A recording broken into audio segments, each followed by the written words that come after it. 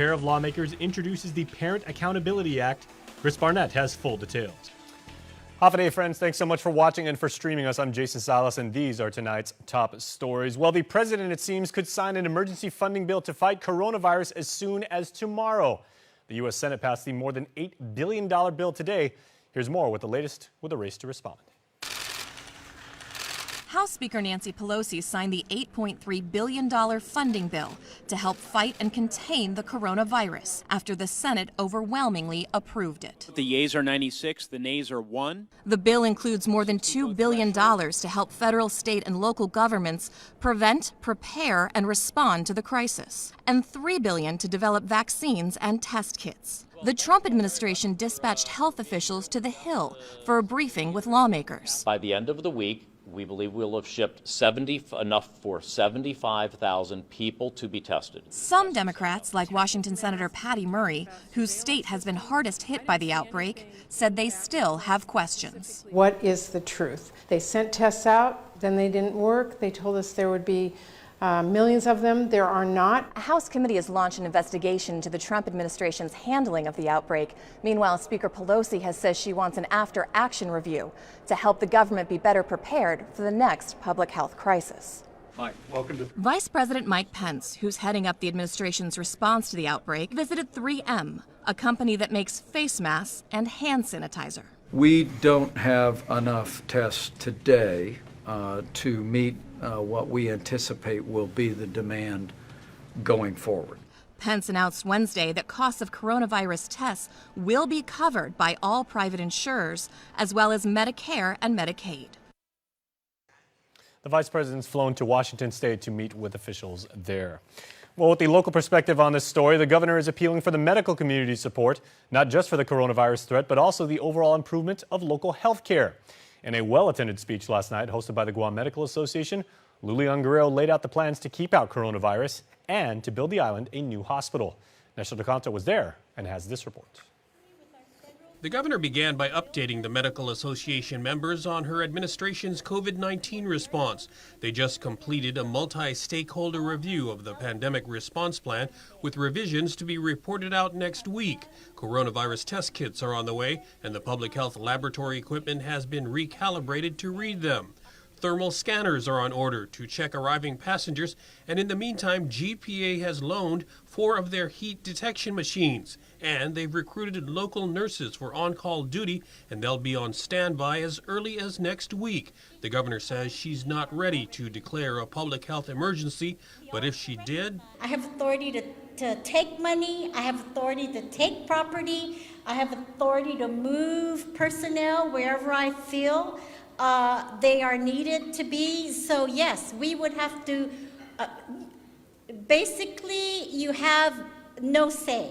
Leon Guerrero also used the opportunity to again promote her goal of universal health care, beginning with self-insuring the single largest consumer, the government. By some estimates, the government of Guam currently spends around $330 million in GMH, Medicaid, public health, and the Gulf Guam Health Insurance Plan. Yet every day, people teeter on the edge of bankruptcy, praying that one illness doesn't break them or their families.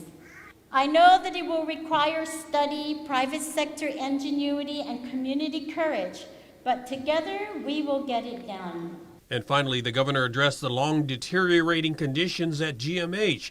She says, according to a still unreleased assessment by the Army Corps of Engineers, it will cost $761 million to fix the hospital or $743 million to build a new one. She says it's a no-brainer that she wants a new one. In the meantime, I really don't want to put any more unessential money into this hospital. But I will also provide the funding and the resources to make its life 5 years or to 7 years so that we can have the time to build the hospital. The governor says she is working with GITA to find financing for the $21 million to repair the leaking roof, the electrical panel, and the HVAC system. I just want to assure you that the hospital is going to be fixed. It's going to be fixed, and I ask you to help me send that message out to our community. Instead of criticizing the hospital, let's work together. For Guam's News Network, I'm Nestor Leconto. And just a few moments ago, by way of a release, Adelup does indicate that there are no confirmed cases of the COVID-19 coronavirus on Guam, and that the island continues to assess the situation as it evolves. The release also stated that on March the 4th, Public Health and GovGuam were informed of a military vessel that had sick individuals aboard. The individuals were evaluated by Naval Hospital and did not meet the CDC criteria for a person under investigation. There are also no suspected coronavirus cases or persons under investigation aboard that vessel. Moving on in our rundown, one of the concerns raised by the Guam Medical Association meeting was personal protective equipment for first responders. Now, this does include local firefighters and cops who respond to all calls for emergencies. Dr. Vince Akimoto claimed our frontline responders are screaming that they're not ready to respond. Even now, in our pandemic preparedness, we're saying that we're ready, but our frontline providers are screaming that they don't have gloves, masks, and gowns to respond to a case tonight. Dr. Akimoto raising concerns in light of what's happening in Washington state, where a nursing home outside Seattle has become the center of the state's COVID outbreak. Almost 30 police officers and firefighters who may have been exposed were quarantined after showing flu-like symptoms. Dr. Akimoto says he's heard from local first responders upset over the lack of having PPEs. They're actually pretty pissed off that they don't have it yet. I mean, the fire department apparently has some gear, and I encourage the people at the GRMC and GMH emergency rooms to watch your gloves and masks, because apparently the fire department likes to borrow them. But they should have their own gear. Dr. Akimoto says he hopes the PPEs have actually been ordered already because of limited supplies that are available across the country. Our supply lines are choked because everybody else has placed their order, and apparently we're on credit hold because we're a bad vendor.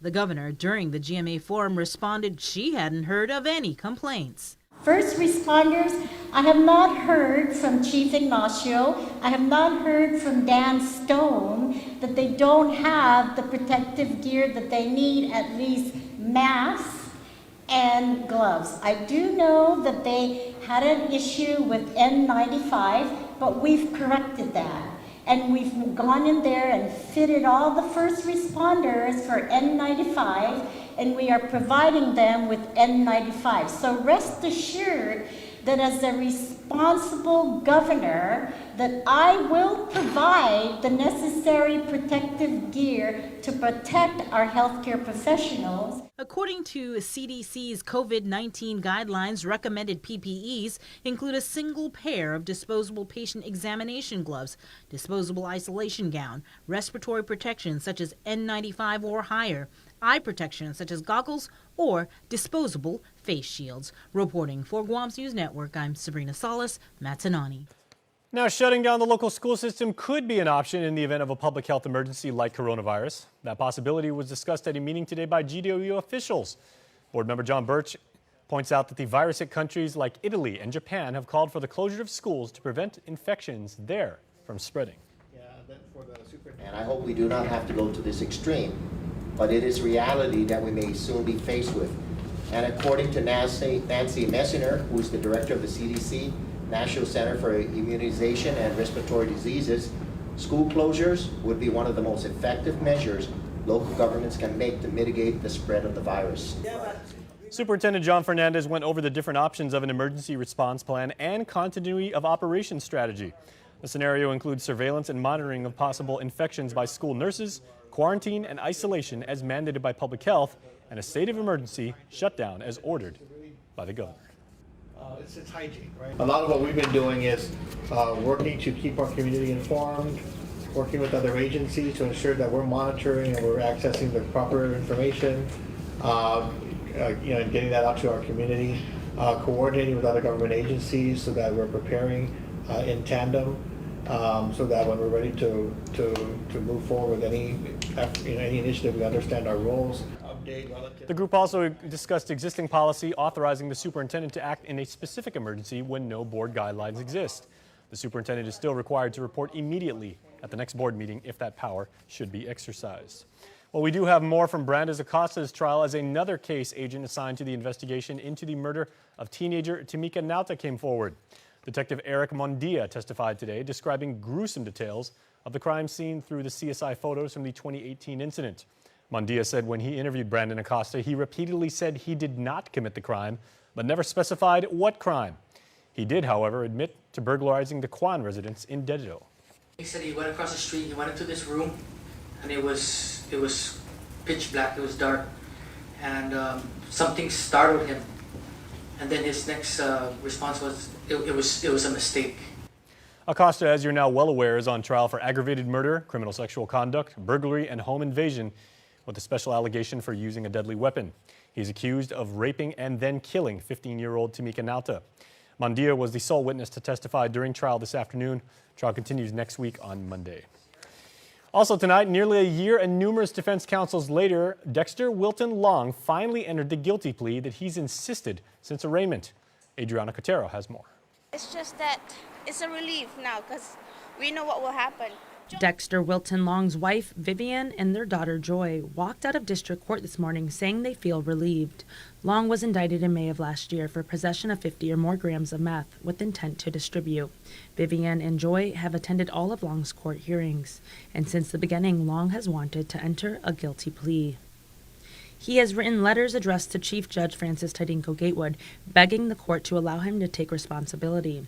At one point, his mental stability was questioned, and at another point, he made accusations that his legal representation was racist and not properly defending him.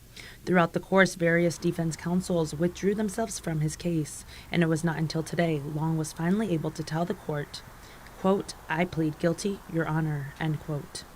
Long is represented by defense counsel Shane Black, and during the change of plea, U.S. Magistrate Judge Michael Bordelio asked Long if he was happy with his representation in the case, and he responded, "With this attorney, yes, Your Honor."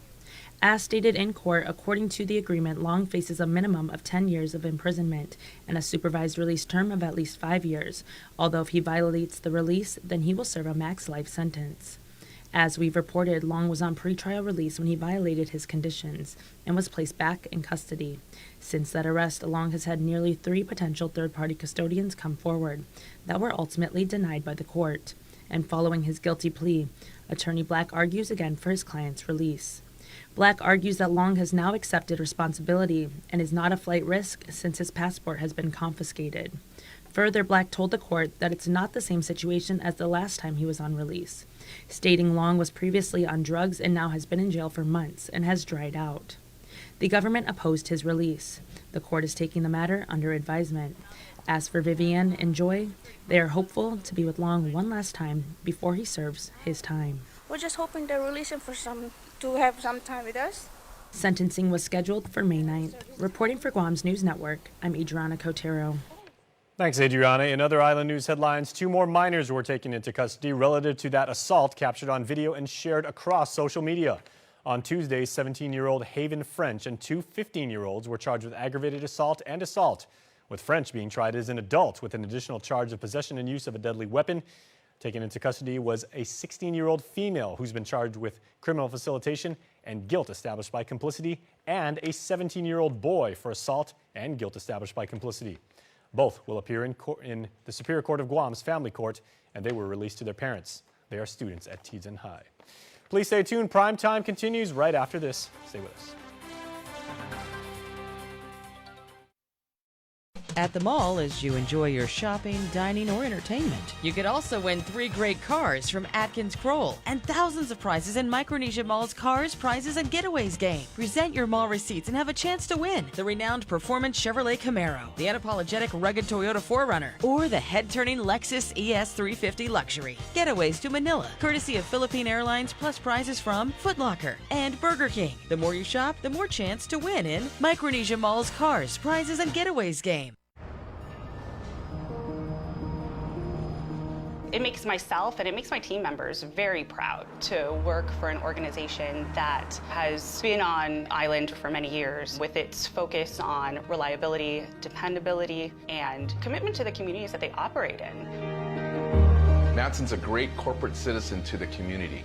We all benefit from any sort of environmental commitment we make. One of the ways that we do that is with our Adahi Utano program. There's action behind it, and so action breeds commitment. With the Kaimana Hila coming to Guam, this brings a new age and modernization to the island.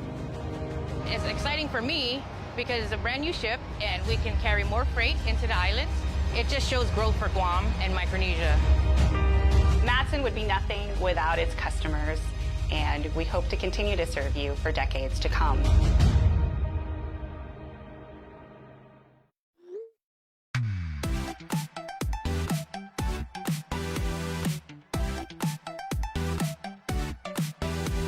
Half a day, I'm in the club.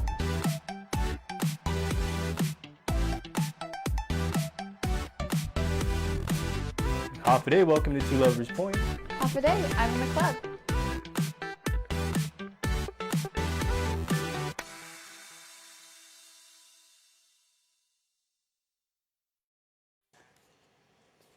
Welcome back, everybody. In a letter sent to GVB's Chief Pilar Lujan on the 7th of February, 4 marketing managers said senior management used their personal information without their consent and in an insecure manner. Marketing managers Colleen Cabedo, Russell Ocampo, Gabriel Franquez, and Elaine Pangilinan sent a letter to Laguana saying they weren't informed that their personal information would be used to get credit cards for GVB. They said they did not know the tourism agency would link the government credit cards to their personal bank accounts, also indicating that their information was sent to a local bank in an unencrypted email. The staffers are asking for the cards to be canceled, a written apology, and for the senior manager who got the cards to be disciplined. Now, we did reach out to GVB spokesman Josh Taikenkyo for comment, and he said it was a personnel issue and the Bureau would not comment further. Elsewhere on island tonight, the Guam Cancer Trust Fund continues to award grants to nonprofit organizations assisting cancer patients, despite a single group saying cancer patients are being denied care because the trust fund had issues with its application. Chris Barnett investigates in this report. Guam Cancer Care should not have assumed it would automatically receive a grant from the Guam Cancer Trust Fund, and the nonprofit is responsible for any expenses it made after its grant contract expired. This from the University of Guam after the nonprofit alleged cancer patients are being denied care because the Cancer Trust hasn't renewed its grant. But grants aren't just automatically renewed every year, and UOG said Guam Cancer Care's application was delayed because the Cancer Trust Fund, quote, had issues and concerns with its application. Public Auditor BJ Cruz chimed in telling KUAM, UOG is right. But the thing that needs to be emphasized, Chris, is the fact that Guam Cancer Care did not have a new grant on October the 1st. The media should very carefully read what the university response has been. Guam Cancer Care could not and should not have assumed that the trust fund was going to be responsible for the expenses they were incurring during that period. While Guam Cancer Care's application has been approved, the public auditor and UOG's legal counsel both say it would be illegal to give Guam Cancer Care its grant retroactively to October 1st, 2019, which is exactly what Guam Cancer Care wants. A recent audit of the Cancer Trust Fund found that nonprofit A spent 56% of its grant money on personnel costs. Terry Quabo of Guam Cancer Care confirmed with KUAM that Guam Cancer Care is nonprofit A. Because of the audit findings, the trust fund has strengthened its rules, regulations, and reporting requirements. That means nonprofits have to show they're using their grant money to directly benefit cancer patients. So basically, the trust fund, which came under fire in the audit findings too, is doing its part to ensure grants it gives to nonprofits are going where they're supposed to be going, to help those fighting cancer. And Health Chair Senator Therese Terlahi says she's all in for accountability. I support the work that they are doing in that regard. I think we do need to put in some safeguards. They're trying to, enforce that the money be spent on direct services versus administrative costs or personnel. So we are here to support the nonprofits in their endeavors, but we want this money to get directly to the patients. Terlahi said she hopes Guam Cancer Care and the Cancer Trust Fund can settle their differences. Meanwhile, UOG spokesman Jonas Macapinlac tells KUAM the Cancer Trust Fund is getting much-needed grants out to nonprofits who assist cancer fighters. The university adds the trust has approved applications from the American Cancer Society, the Edward M. Calvo Cancer Foundation, and the Adzuta Foundation. Those grants totaling $1.7 million to the nonprofits for, quote, direct service to cancer patients. For Guam's News Network, Chris Barnett reports. Also tonight, imagine, if you will, getting fined thousands of dollars for something that your child did. That's precisely what may happen if a bill touting parental accountability is passed by your elected senators. Chris has a doubleheader and files this next report. They're calling it the Parent Accountability Act of 2020. Introduced by Vice Speaker Talina Nelson and Senator Amanda Shelton, Bill 310 would slap parents whose kids break the law, injure someone, or damage property with up to $5,000 in fines and damages. Even parents of kids who are bystanders that initiate or incite a crime could be subject to a $1,000 fine. So we asked the Vice Speaker if her and Senator Shelton's bill was criminalizing bad parenting. I don't believe it does, because what I wanted to ensure is that there was a course of action and an option given for parents that to seek family counseling with their child.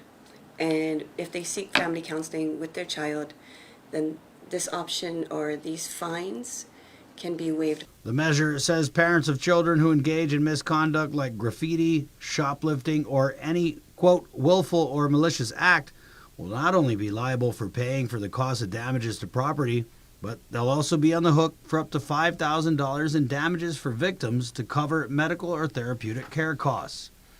Shelton and Nelson's bill also gives the courts the authority to waive any fines or damages, but that's something the courts and judges already have the power to do, Nelson admits. Perhaps this bill is harsh, but this will create the discussion on where do we go from here as a community. For a bill that says it will hold parents accountable, the measure provides several ways parents can avoid being held accountable for crimes their kids commit.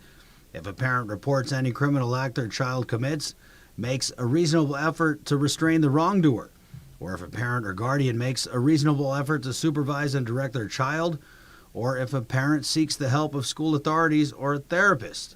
Good cause is also listed as a way for parents to avoid being held accountable for their child's illegal actions.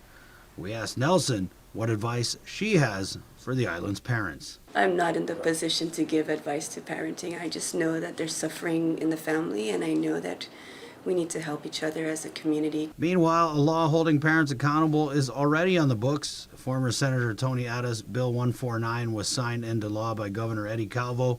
The law repealed and reenacted a section of law relative to parental liability for willful acts of minor children. Former Senator Atta tells KUAM amending his law would have been better than duplicating it in the education code. Quote, "It's not what's best," Atta said. For Guam's News Network, Chris Barnett reports. All right, thanks so much, Chris, for both of those reports. Moving on now, a big heads up for those of you who plan on being on the road Sunday, as Guam's Finest is advising a big resurfacing project at the Route 1 intersection of Marine Corps Drive and Route 8 downtown. Traffic will be rerouted during the course of construction, as the entire eastbound lanes from the intersections of Route 1 through Route 4 and Route 1, as I said, through Route 8. GPD Sergeant Paul Tapau recommends planning ahead. You will still be permitted to traverse towards the morning, but you're going to have to converge into the opposite lane. So that's one lane. For you to get down to from Route 8 onto Route 1, you're going to have to utilize Chalon Santa Papa. Now for the westbound traffic headed down towards Route 1 and 8, you're going to have to converge into two lanes to allow the oncoming traffic to utilize the inner lanes. Now, motorists are asked to proceed with caution when entering construction sites, and the speed limit will change from 35 miles per hour to 25. If you don't need to be in Route 1, stay out of Route 1. If you are in the area, please expect delays and be patient, because our officers will be out at every traffic control point, directing traffic to help alleviate the congestion and to allow a better operation for everybody. Now, for more information, you can check out the Department of Public Works. Check out their website. It's a good one. They got lots of good information. All right, please stay tuned. Sports is coming up. Half a day, naano si Judy Flores, Tauto in Alohan. I came here in 1957 when I was a child. My parents were hired as contract teachers. And I was immersed in the village life. I learned to speak Chamorro because everyone spoke Chamorro then. We do have more than just sun, sand, and shopping. We have a spirit here that people can definitely feel. The Hafaday spirit embodies the history, the culture, the language. Food is also a very important part of the culture. You offer food. That's the package altogether. The Hafaday spirit is how the people welcome a visitor, a stranger, and make them feel at home. And I've always felt that, especially in Inalahan, and I believe that the Hafaday Pledge is creating that throughout the island.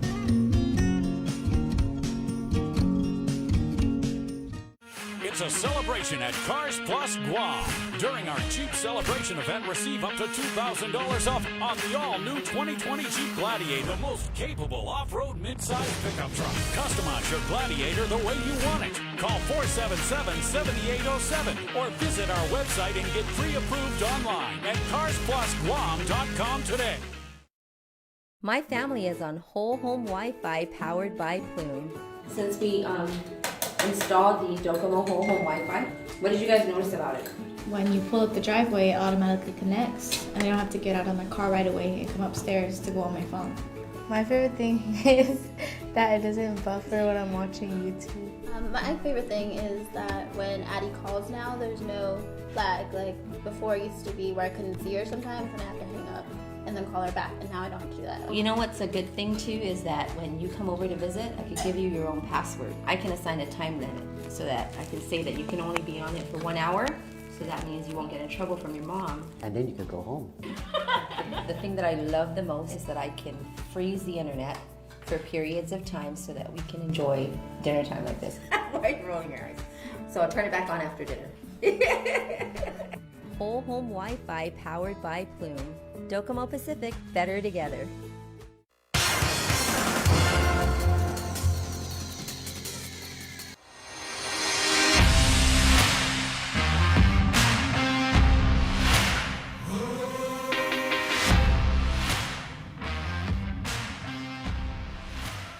This week's Rentone Athlete of the Week, the champ, Rogi Martinez, fresh off a win in Japan against a Japanese guy they call Shrek. The thing, man, is prior to my few losses before this fight, man, I was on a big winning streak, and I really needed to build up another one. So, and I knew I had to do it in a way that attracted, eyes, and I had to go out there and put on a nice finish and get back on a small win streak. Right now, it's a 2-fight win streak, but it's a start, And the rules in place for this fight, you came out with the soccer kicks, and it was really effective on your opponent. Yeah, so he didn't want to allow elbows in this fight. So, man, what I did as a fighter, I went back to training. I said, what else can I do that hurts just as bad as elbows? And, man, honestly, I think the soccer kicks hurt a little bit more, and he probably regrets canceling out those elbows. But, man, now I love soccer kicks, so I'm always doing it in training now. And how did the conditioning play a part in your fight? He looked like a much heavier guy, and how did you feel in the early stages of that fight? Yeah, he's a very muscular guy, and I can feel him squeezing hard, trying to take me down. And man, I knew there's no way he can keep it up as long as I avoided the takedown, and which is what I did. And I'm one of the most confident fighters in my conditioning. Like, I know I'm gonna be able to go. So it's just a matter of time before a muscular guy like that trying so hard to take me down was gonna gas out a little bit. And when the first couple times we broke away from each other, I could see it in his face. He was a little bit frustrated, and he's breathing heavy, which is where I get going. And when you started landing those shots and you rocked him, did you feel like, okay, this is the time for me to finish him off? Yeah, man, once I'm a fighter who loves to go for the kill and loves the finishes, man. If I see you hurt, I'm going in, man. I keep telling people, man, I'm a fighter who likes to finish, and it's what I do, and it's what I love, And I saw your post on your storyline on Instagram. Man, the fans waited for you to exit the arena and make sure that they were able to shake your hand and congratulate you and say hi to you. Yeah, man, the Japanese fans they're so awesome. You know, they're very. I just can tell that they have a really big appreciation for fighters and what they do, and they show so much love, and it's so cool, you know, to be appreciated like that for what you do, especially with the risk, all the risks that go into fighting. So, I mean, I love it, man. And who do you want to donate your check to? I'll donate my check to GAIN, Guam Animals in Need.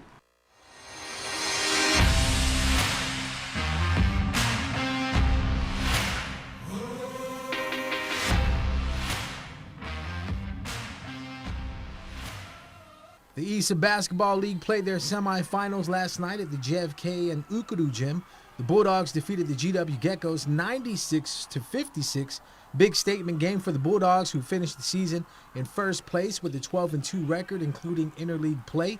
Ukuru was 10-0 during the ISA season. Meeting the Bulldogs in the finals are the JFK Islanders after picking up the 69-51 win over the Simon Sanchez Sharks. JFK finished in second place in the ISA League with a 7-3 record, 10-4 in interleague play. The ISA Championship game is scheduled for tomorrow night at 7:30.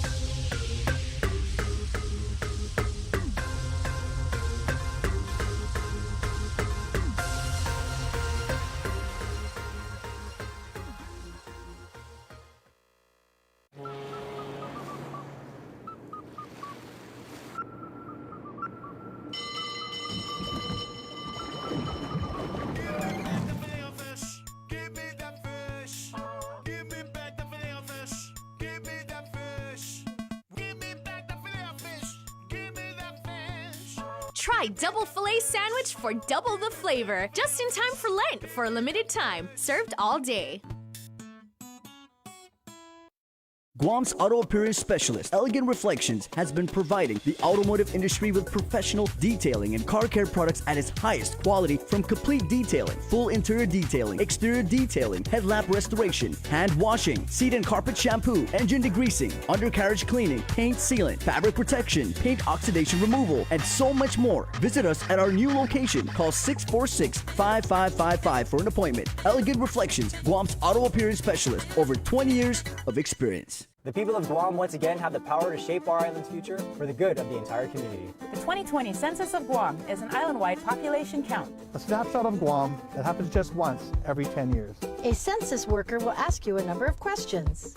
You'll be counted no matter what language you speak. Sensiguro na todo siya inipetmizo upang sikreto. Ang bawat kawani ng 2020 Census of Guam ay nanumpa na habang buhay na poprotektahan ang bawat impormasyong makakalap. Shape your future. Start here. All right, everybody, here are tonight's birthday shoutouts. We're wrapping up our work week while hopefully you, if it's your birthday today, are unwrapping some really cool birthday presents. So, on behalf of an entire world, happy birthday on March 6th to Mike Jr. Guzman. It's Mike's 11th birthday, and MJ, aka Uncle Nuni, he's getting love from Keani Joy and the entire Cabrera family. Also, happy birthday number 7, lucky number 7, to Katie Marie St. Nicholas, to my beautiful granddaughter, Katie Marie. Hope you enjoy your day. We love you. Love always, say Grandma and Uncle Zayden. It is Al-Jamar Sablan's birthday, otherwise known as AJ, and happy blessed birthday to AJ, coming out from the Macshot clan. May you have many more blessed birthdays. Enjoy your day, your friends all say. And happy birthday to the man of the house, Eric Borja, a great dad to his children, and the best pom-pom to his granddaughter. So, 4 birthdays, each of which was cool, but there's certainly many more than that out there. So if you had a birthday today, KUAM and Coach Stone Kirby wish you a happy birthday. Now, my friends, you know the way we do things here at KUAM. We like to go a step further, because if you register on KUAM.com with your birthday celebrant, you could win a ice cream cake courtesy of our friends at Cold Stone Creamery, like this week's winner, who is, drum roll please, thank you very much. You probably did it at home. I appreciate that. Mike Jr. Guzman, who we just read just a few moments ago, extended birthday. See, we make people happy. Congratulations, Mike Jr. We will contact your family and let you guys know how you can receive your cake. Hey, it's Friday, gonna celebrate tonight. However, extra is coming up, so please stay tuned. Closed captioning is brought to you by Green Energy Solutions, Inc. Visit GESIGuam.com or call 647-8111 for more details on how we can help your business save money.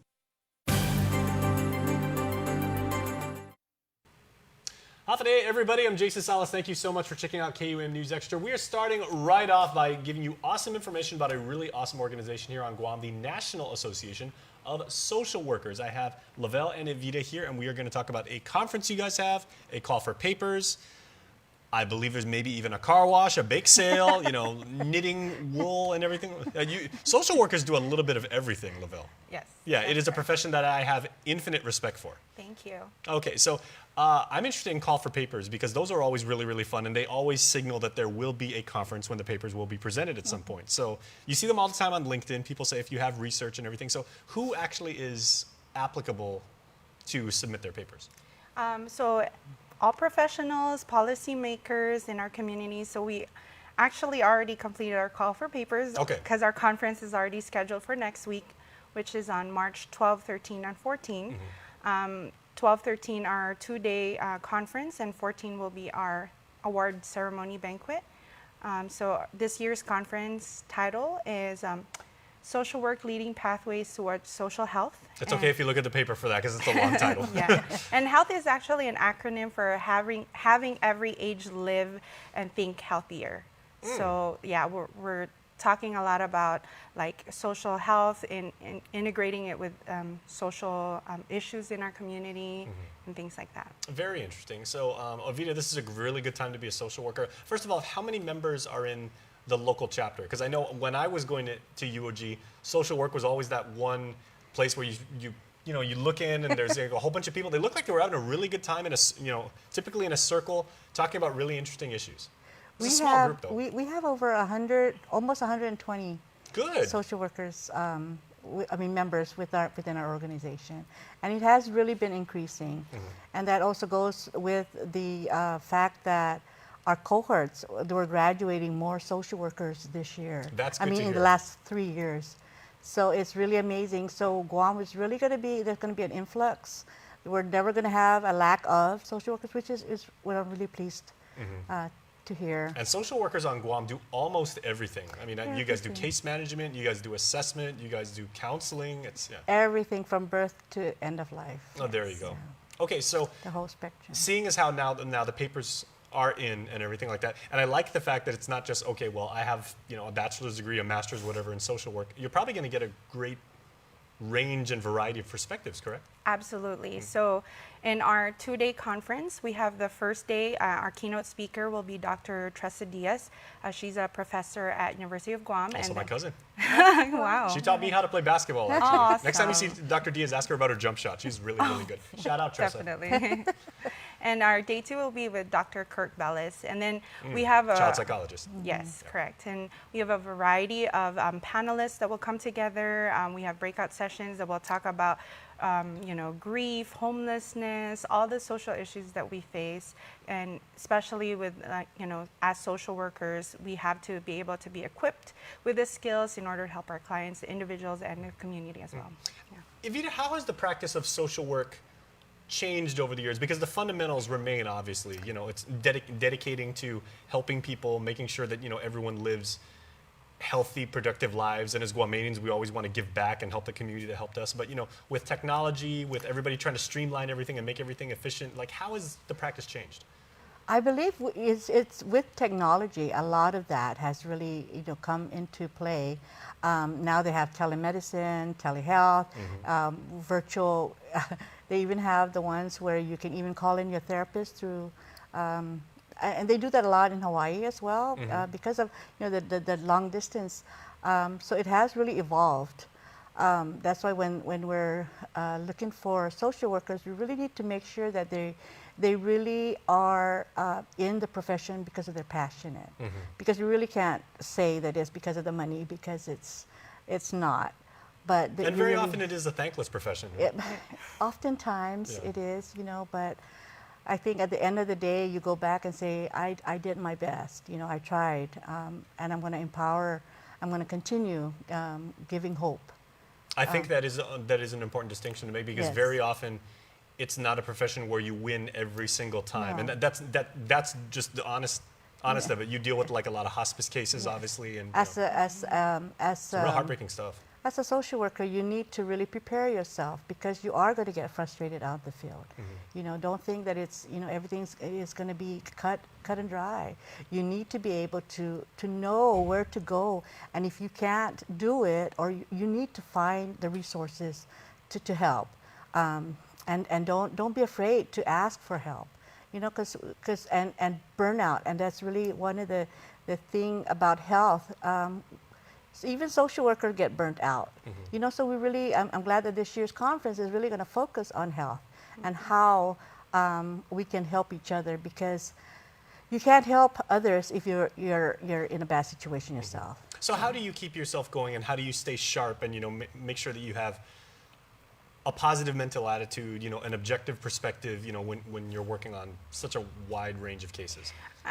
We always practice self-care, and it's not just like the things that you do, like go shopping or get your nails done type of thing. It's an actual lifestyle change. But that helps too. Truly. But also, I'd like to recognize that the annual conference that we do provides a space for professionals like us and alike that who share the same values and concerns. So, like, we empower each other, we share the knowledge. Generational social workers like Ms. Ovi has like years of experience, and the rest of the group. So this is a really good opportunity to network as well. Well, certainly something that keeps you going is recognition. Yes. And the award ceremony, I'm sure, is really going to motivate some folks to continue to do your best. So can you tell me about that, please? The award ceremony, really, we're focusing and honoring several categories. There's a Lifetime Achievement Award. There's the public citizen, who is someone who is not within the community, that is not a social worker, but does have shares the social work profession and the values of what a social worker is. We have the Social Worker of the Year, which Lavelle and Juan Martin there was a tie. This is the very nice second time in NASW's history on Guam that you have to wear half of the tiara for the next year. So. We had a tie, so and a sash. Yes.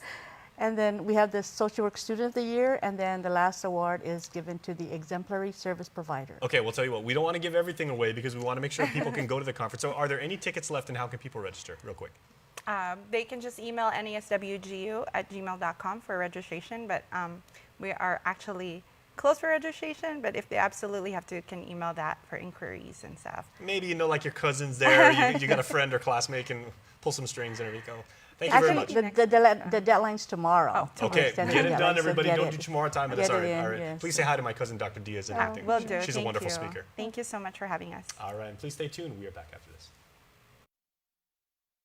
It's a celebration at Cars Plus Guam. During our Jeep celebration event, receive up to $2,000 off on the all-new 2020 Jeep Gladiator, the most capable off-road mid-size pickup truck. Customize your Gladiator the way you want it. Call 477-7807 or visit our website and get pre-approved